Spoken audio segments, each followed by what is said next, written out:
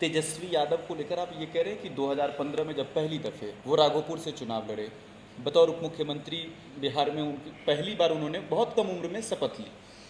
लेकिन एक सवाल तो ये रहता है ना, आज के दौर में भी सियासत में बिहार में चर्चा होती है ना, जेडीयू के लोग कहते हैं, आपके पूर्व में सहयोगी भी रहे हैं, जेडीयू के लोग कहते हैं कि नीतीश कुमार जब आए महागठबंधन के साथ, तब बिहार में जो है वो आरजेडी के लिए एक नई युग की शुरुआत हुई। आप आरजेडी के लोग कहते हैं कि तेजस्वी यादव एक ऐसे चेहरे बनकर उभरे बिहार में कि जिन पर जनता ने विश्वास जताया। आपको लगता है कि नीतीश कुमार के साथ आने के बाद आप लोगों का उत्थान हुआ, या फिर तेजस्वी यादव के आने के बाद आप लोगों ने एक बड़ी रणनीति बनाई जनता के बीच जाने की? देखिए, दो उनकी बातों का जवाब हाँ, इसी सब उत्तर में है।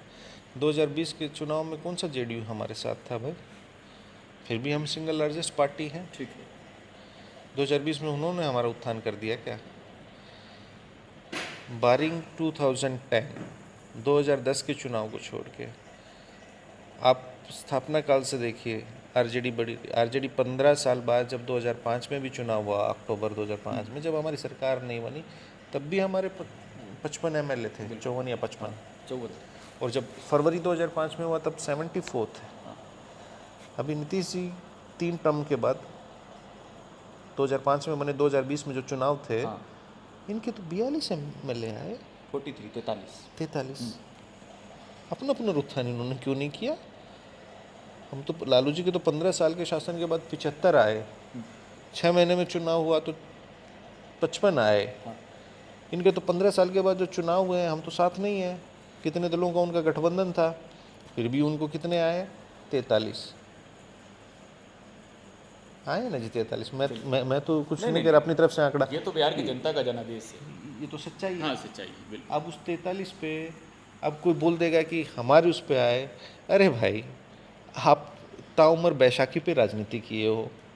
आप ये बताइए कि आज तेजस्वी यादव बीजेपी से हाथ मिला लेंगे तो मुख्यमंत्री हो जाएंगे, तो क्या वो चाणक्य हो जाएंगे क्या अपने विचारधारा को नीलाम करके? तो माननीय मुख्यमंत्री जी की क्या विचारधारा है, आप ये बताइए।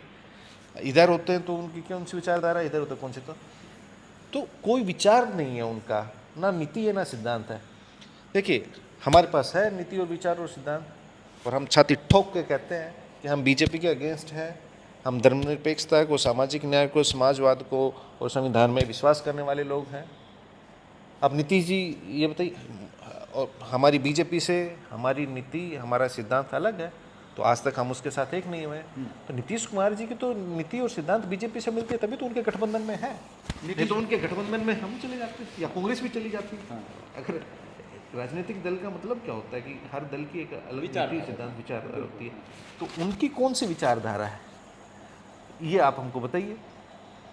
फिर भी मैंने उदाहरण दिया, 15 साल बाद चुनाव हुआ, 15 साल बाद 2 चुनाव हुए, उसमें भी आरजेडी के, इनसे जो 15 साल में चुनाव हुए उससे ज़्यादा ही वोटर थे, सॉरी सीट्स थी। हाँ, ठीक है।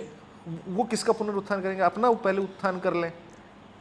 तीसरे नंबर की पार्टी है वो। हाँ। और ऐसे सत्ता में रहना, अब कोई बोल देगा कि कल को आरजेडी कमज़ोर है या कांग्रेस कमज़ोर है, तो आज कांग्रेस बीजेपी मिल जाएगा तो किसी के साथ भी कर लें। ठीक।